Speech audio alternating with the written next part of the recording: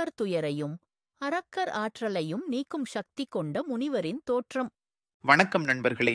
கடந்த பாடல்களில் அந்த முனிவரின் தோற்றத்தை கம்பர் நல்ல தவங்கள் அனைத்தும் ஒரு உருவம் பெற்று வந்தது என்று வியந்து பாடினார் அல்லவா?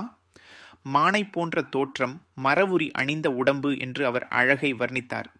இப்போ அந்த முனிவரின் தோற்றத்தை மேலும் விவரிக்கிறார். ஆண்டர்கள் துயரமும் அரக்கர் ஆற்றலும் பிண்டிடப் பொலிதரும் வினைவலாளனை குண்டிகை குடையொடும் குலவு நூல் முறை தண்டொடு பொலிதரு தடக்கையாந்தனை. அண்டர்கள் துயரமும் அரக்கர் ஆற்றலும். ஆண்டர்கள் துயரமும், ஆண்டர்கள்னா யாரு? தேவர்கள், அண்டமெல்லாம் ஆளும் தேவர்கள். அவங்களுக்கு என்ன துயரம்? ராமாயண கதைக்குள்ளே ஒரு சின்ன ரீவைண்ட் பண்ணி பார்த்தா, அரக்கர்கள், குறிப்பா ராவணன், தேவர்களை பாடாப்படுத்தி அவங்க உலகத்தையே சூறையாடி அவங்க அதிகாரத்தை பறிச்சு அவங்களை வருத்திட்டு இருந்தான்.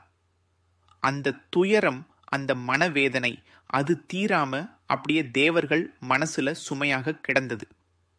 அரக்கர் ஆற்றலும். அரக்கர்கள், முக்கியமா ராவணன், அவனுக்கு எக்கச்சக்கமான வலிமை, வீரம், அவனோட ஆற்றல், அவனோட சக்தி யாராலும் அசைக்க முடியாத அளவுக்கு பெருசா இருந்தது. தேவர்களாலேயே ஒன்றும் பண்ண முடியல.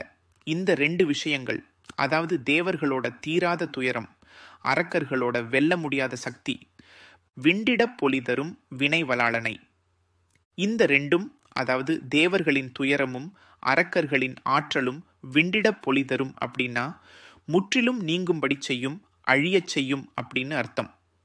வினைவலாளனை, வினைனா செயல், வலாளன்னா வல்லவன். ஒரு காரியத்தை செய்யறதுல கை தேர்ந்தவன், பெரிய வல்லமை படைத்தவன். யார் அவர்? இந்த யாகத்தை நடத்தப் போகும் கலைக்கோட்டு முனிவர்தான். அவர்தான் அந்த ராமாவதாரத்துக்கு காரணமான புத்திர காமேஷ்டி யாகத்தை நடத்தி ராமனை பிறக்க வச்சு தேவர்களின் துயரத்தையும் அரக்கர்களின் ஆற்றலையும் ஒரே அடியா துடைக்கப் போகிறவர். பாருங்க, கம்பரின் தொலைநோக்கு. இங்க யாகம்தான் நடக்கப் போகுது. ஆனா அந்த யாகத்தின் பலன் ராமாவதாரம், அது மூலமா அரக்கர் அழிவுன்னு இங்கேயே அந்த முனிவரின் சக்திக்கும் அவரோட வினைக்கும் ஒரு பிரம்மாண்டமான அர்த்தத்தை கொடுத்துட்டாரு கம்பர். குண்டிகை குடையொடும் குலவு நூல் முறைத். அப்படிப்பட்ட முனிவர் எப்படி தோற்றமளிக்கிறார்? குண்டிகை, அது என்ன? கமண்டலம். முனிவர்கள் நீர் அருந்துவதற்காகவோ அபிஷேகம் செய்வதற்காகவோ வைத்திருக்கும் ஒரு பாத்திரம். அது பெரும்பாலும் உலர் சுரைக்காய் ஓட்டில் செய்யப்பட்டிருக்கும். அது அவரது கையில் இருக்கு. குடையொடும். குடை அப்படின்னா இங்க வெறும் வெயிலுக்கு பிடிக்கும் குடை கிடையாது. இது யோகிகள், சித்தர்கள், துறவிகள் பயன்படுத்தும் உட்குடை அல்லது தண்டுக்குடை.